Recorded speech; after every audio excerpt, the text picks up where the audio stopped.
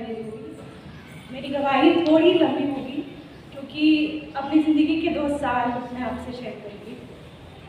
जनवरी 2021 की बात है कि मुझे कुछ गायनिक इशू शुरू हुए और मैंने कंसल्ट किया गायनिक से और उन्होंने कहा कुछ नहीं है, आप मेडिसिन लीजिए और आप ठीक हो जाएंगे।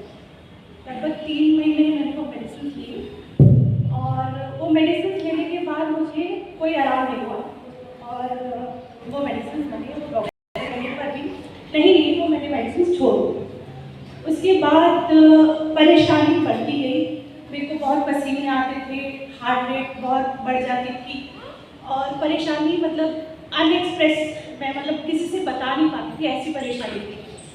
तो बहरहाल एक डॉक्टर है हमारी जान पहचान में, उन्होंने कहा कि आप एक काम करो, आप एक थायराइड टेस्ट कराओ। तो मैंने थायराइड टेस्ट कराया और उसमें थायराइड निकला। थायराइड की मेडिकेशन शुरू हुई और थायराइड ऐसा था कि कहने के लिए मामूली सी बीमारी है, लेकिन परेशानी जिसको होती है वो ही बयान कर सकता है।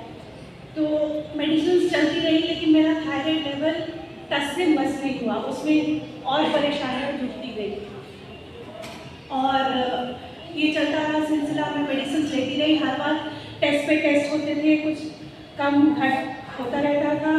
डॉक्टर्स मैंने बदले, एंडो स्पेशलिस्ट, गवर्नमेंट हॉस्पिटल, हर हॉस्पिटल में मैंने दिखाया, लेकिन वो जो थायराइड का लेवल था वो वैसे ही था और वो परेशानियाँ जुटती जा रही थी। नवंबर 2021 की बात है, ये मेडिकेशन में मैं थी और मेरी सारी परेशानियाँ वैसी ही थी, लेकिन जो असली परेशानियाँ थी जब 21 नवंबर से शुरू हुई मेरे साथ, जहाँ पर मेरी आँखें धीरे धीरे स्वेल होना शुरू हो गई थी। और अगर मैं बात करूँ और चीज़ों की, तो मेरे सर में इस कदर दर्द होता था कि मेरी जो हर नस है सर की, वो ऐसा लगता था कि कुछ तो अंदर हो रहा है, मैं उसको एक्सप्रेस नहीं कर पा रही थी। मतलब अंदर कुछ चल रहा है यहाँ सर पे, आप ये सोचिए मैं ऐसे हाथ नहीं लगा पाती, इतना भयंकर दर्द होता था। लेकिन मैं सोचती थी शायद कि ये जो दर्द है वो मैं बहुत हेयर कलर 5 रुपये हो गए तो बहुत सारा हेयर कलर यूज़ करती हूँ, उसकी वजह से मेरे सर में दर्द है। मेरी ये आँख, राइट आँख इतनी स्वेल हो जाती थी, सुबह अगर आप मुझे देखें तो शायद डर जाए। राइट आई, ये आँख पानी ऐसे जाता था कि जैसे मैं रो रही हूँ एक आँख से। कोई सामने वाला देखता था तो उसको लगता था मैं हर बात पे रो पड़ती हूँ। बयान करना मुश्किल था। घरेलू परेशानियाँ चल रही थी, मेडिसिन और डॉक्टर्स चेंज हो रहे थे और मैंने मतलब इस कदर मेरी परेशानी शुरू हो गई थी कि हर हफ्ते मतलब मेरे को स्नीजिंग अटैक होता है। स्नीजिंग अटैक का मतलब ये होता है कि आपको छींके पे छींके आ रही है और आप अनकंट्रोलेबल है वो चीज़, और जब तक आप कोई मेडिसिन नहीं लेंगे वो आपकी छींके या लगातार स्नीजिंग अटैक वो ठीक नहीं होगा। पहले वो शुरुआत में 1 हफ्ते में 1 बार था और उसकी इंटेंसिटी बढ़ती चली गई और आप ये सोचिए कि मैं सुबह उठती थी तो मुझे ऐसा लगता था कि खुदा आज मैं उठी हूँ, आज मैं ठीक रहूँगी, स्नीजिंग अटैक तो नहीं होगा। और लेकिन फिर भी मैं दुआ करती थी और चलता रहा ये सिलसिला। बहरहाल अभी फ़िलहाल जो मेरे साथ हुआ, जो परमेश्वर ने छुआ मुझे, तो मैं अपनी चंगाई की रियल स्टोरी जो आज मैं बता रही हूँ।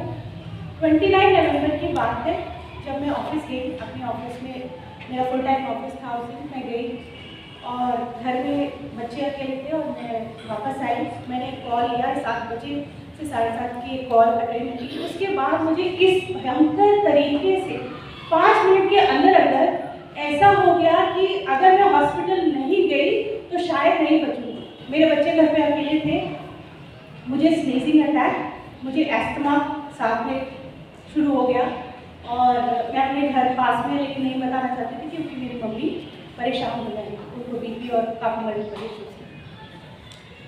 तो मेरे बच्चे अकेले थे, मैंने मेडिसिन ली, लेकिन उससे पहले इस जस्ट नवंबर में जो ये हुआ मेरे साथ, उससे हफ्ता और 10 दिन पहले मुझे इतने भयंकर सपने दिखाई देते थे कि मैं आप बयान नहीं कर सकती थी। जितने मरे हुए लोग, जितने आप भयानक से भयानक सपने सोच सकते हैं, उस तरह के सपने दिखाई देते थे। ये हुआ 29 नवंबर को जब मेरे साथ, मैंने मेडिसिन ली, बच्चे थे घर पे, किसी को नहीं बताया। और उस दिन हालत सुधरी, मेडिसिन लेकिन मैंने ली। फिर मैंने जिक्र किया, कलीसिया की कुछ बहनें मेरे से बात करती हैं, मैंने जिक्र किया ऐसा ऐसा है, तो उन्होंने कहा कि आप पास्टर जी से जाके बात करिए, उनको बताइए कि ऐसा आपके साथ सपने में दिखाई देता है और आपके साथ ये परेशानी है। तो आप यकीन मानिए पूरे 29 नवंबर से लेके और लास्ट संडे तक, ये ट्यूसडे की शायद बात है, 3-4 दिन मैं पूरी रात खांसी हूँ और मुझे छींके वो स्नीजिंग अटैक हुआ है। और वो स्नीजिंग अटैक भी किस कदर भयंकर कि अगर मैं नहीं बोलूँगी तो उसका इंटेंसिटी पता नहीं चलेगी। यहाँ से मैं छींक रही हूँ, मुझे एस्थमा अटैक है और नीचे से मेरे कपड़े गंदे हो रहे हैं। आप यकीन मानिए उस समय मैंने सोचा कि क्यों ही ये जिंदगी है कि मुझे इस उम्र में और इस हालात में रहना पड़ रहा है, जहाँ मेरे कपड़े गंदे हो रहे हैं और मैं बयान नहीं कर सकती हूँ। एक बार मैंने सोचा कि शायद ये 7th फ्लोर मेरे घर का है, मैं यहाँ से नीचे कूद जाऊँ। इस जीवन का क्या रहा कि मुझे दूसरों का को देखना पड़ेगा। हर सुबह मैं सोचती थी कि आज ठीक रहूँगी, आज सही रहेगा, गुजरेगा। बहरहाल उस हफ्ते में लगातार सोचती रही। हर किसी ने मुझे यहाँ से, मेरी दीदी है, मेरी बहन है, उन्होंने बोला कि आप जाओ दुआ कराओ दुआ। आप यकीन मानिए मैं शाम को सोचती थी कि मैं उठूं और जाऊं और पास्टर जी के पास जाके मैं अपनी दुआ कराऊं, लेकिन मैं दरवाजे तक भी नहीं जा पाती। आप यकीन मानिए कि शैतान ने मुझे ऐसे पकड़ रखा था कि वो मुझे अपने दरवाजे तक भी नहीं जाने दिया। और परमेश्वर की महिमा हो, संडे को मेरे हस्बैंड बाहर थे, हस्बैंड मेरे पास नहीं थे, उन्होंने मना किया था कि तुम्हें नहीं आना। लेकिन उस दिन मैंने सोचा जो भी हो जाए, चर्च चाहे मैं लेट जाऊँ, मैं फादर जी के पास जाके अपना जो दुख है मुझे, जो मैं किसी को बयान नहीं कर पा रही, जो मैं किसी और से कह नहीं पा रही, मैं अपने हस्बैंड तक को नहीं बोल पा रही हूँ कि मेरे को इतना अंदर से मेरी आंखें ऐसे लगती थी। यहाँ पे मेरी बहन फोटो खिंचवाती थी, मैं उनके साथ जाने में मुझे शर्म आती थी, मुझे अपना चेहरा देखने में शर्म आती थी। अगर मैं आपको अपनी फोटो दिखाऊंगी आप विश्वास नहीं करेंगे, मेरी आँख खुलती नहीं थी ठीक से सुबह। कई बार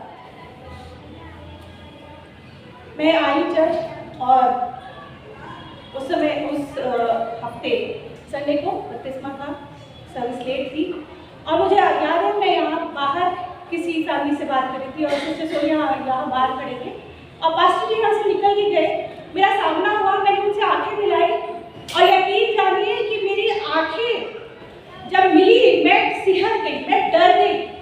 और हालांकि ऐसा नहीं होना चाहिए, मैंने कितनी बार पास्टर जी से बात की है, मुझे डर लगा।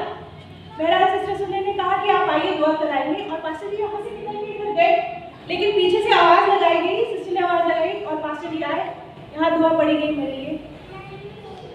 और जब पास्टर जी ने मेरे लिए दुआ शुरू की और मेरी आंखें बंद थी उस समय, मेरे सर पे हाथ रखा गया और दुआ पड़ी गई और मुझे इस कदर रोना आया, लेकिन फिर भी एक मनुष्य हूँ तो मुझे लगा कि मुझे देख के कोई हंसेगा कि किस कदर रो रही है। मैं मतलब मेरे अंदर ऐसे इमोशंस आ गए कि मैं रोना नहीं कहूँगी, मैं उसे ऐसा लग रहा था कि मैं अपना दिल निकाल रही हूँ, मैं जो नहीं कह पा रही हूँ मेरे आंसू कह पा रही हूँ। मुझे इतना ही याद है कि मैंने कंट्रोल किया और मेरे आंसू फिर भी कंट्रोल नहीं हुए। कंट्रोल करने वाला पॉइंट, बोलने वाला पॉइंट, कहने वाला पॉइंट सब मेरे अंदर से जा चुका था और मैंने कि वो 2 साल से जो मेरी परेशानियां जो एक दुष्ट आत्मा के द्वारा मेरे शरीर में की जा रही थी, जिसने मुझे इस कदर मजबूर कर दिया कि मैं परमेश्वर की बेटी होने के बावजूद मुझे ये सोचने में मजबूर होना पड़ा कि मैं यहाँ से कूद जाऊँ। क्या मेरे परमेश्वर ऐसा है कि वो कहेगा कि तुम अपना जीवन खुद खत्म कर ले? नहीं, बिल्कुल भी नहीं। उस समय मुझे लगा कि शायद जो बयान उस दुष्ट आत्मा ने दिए पिछले 2 साल से, उसने मेरे को क्या क्या करने पे मजबूर किया, मेरे शरीर के द्वारा उसने क्या किया, मुझे घुटने टेकने के लिए मजबूर किया। मैं धन्यवाद करती हूँ परमेश्वर का, विशेष तौर से हमारे पासवान का, कि उनकी प्रार्थनाओं में, उनकी दुआओं में इतना असर है कि चाहे वो हीलिंग हो, चाहे वो इस तरह की परेशानी हो जो शायद कोई सुनने पे विश्वास नहीं करेगा, जिसके साथ गुजरा है वो विश्वास करेगा। तो मैं धन्यवाद करती हूँ परमेश्वर का और विशेष तौर से अपने अगले पास्टर जी का और सोनिया सिस्टर की। हमेशा उन्होंने कहा कि आप दुआ करो, आप अब दुआ में आओ, अब दुआ में आओ। उस समय मुझे समझ नहीं आया, लेकिन जो मेरे साथ उस दिन हुआ और आज देखिए मैं अपना सर धोने से डरती थी। अगर आज मैंने सर धोया तो जरूर बीमार होना है मुझे 2 दिन के लिए। और पिछले परमेश्वर का धन्यवाद हो, मैंने सर धोया, पिछले 2 बार से मैंने सर धोया है। No sneezing attack, no asthma attack, nothing,